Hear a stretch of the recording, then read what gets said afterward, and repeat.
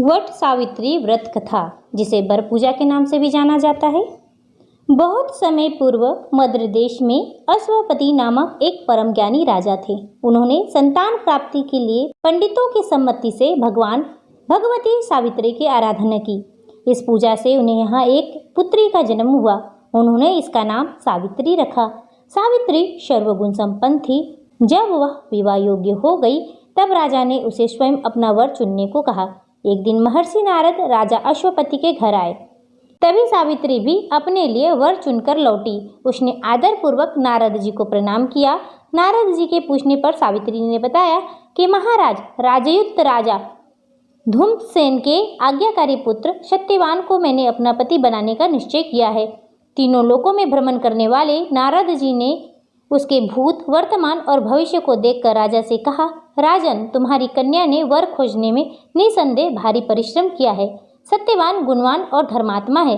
वह सावित्री के लिए सब प्रकार से योग्य है, परंतु उसमें एक भारी दोष है। वह अल्प आयु है और 1 वर्ष के पश्चात वह मृत्यु को प्राप्त होगा।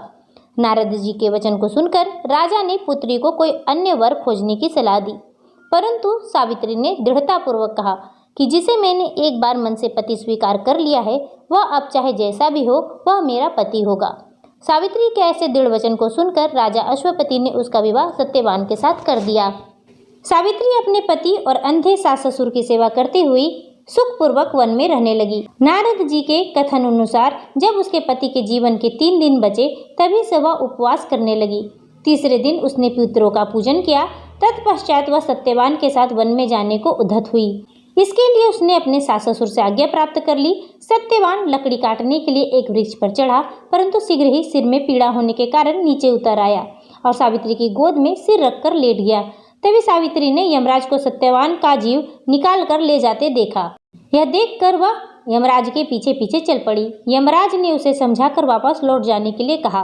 सावित्री ने कहा, धर्मराज, पति के पीछे जाना ही स्त्री का धर्म है। पतिव्रत के प्रभाव और उसकी कृपा से कोई मेरी गति नहीं रोक सकता। सावित्री के धर्मयुक्त वचनों से प्रसन्न होकर यमराज ने उसे वर मांगने को कहा। सावित्री ने अपने सास ससुर को दिखाई देने का वरदान मांगा। वर प्राप्त करने के बाद भी सावित्री अपने पति का साथ नहीं छोड़ा। यमराज ने दूसरी बार वर मांगने को कहा। सावित्री ने अपने ससुर के खोए हुए राज्य की प्राप्ति और अपने पिता के लिए 100 पुत्रों का वरदान मांगा। वर देने के बाद यमराज ने पुनः सावित्री को वापस लौट जाने का आग्रह किया, किंतु सावित्री अपने प्रण पर अडिग रही। तब यमराज ने उससे अंतिम वर मांगने के लिए कहा। सावित्री ने सत्यवान से 100 पुत्र प्राप्त होने का वरदान मांगा। सावित्री की पति भक्ति और युक्तिपूर्ण वचनों के बंधन में बंधे यमराज ने सत्यवान के जीव को पास से मुक्त कर दिया। सावित्री को वर देकर यमराज अंतर्ध्यान हो गए और वह लौटकर वट वृक्ष के नीचे आई। सत्यवान के मृत शरीर में पुनः जीवन का संचार हो गया।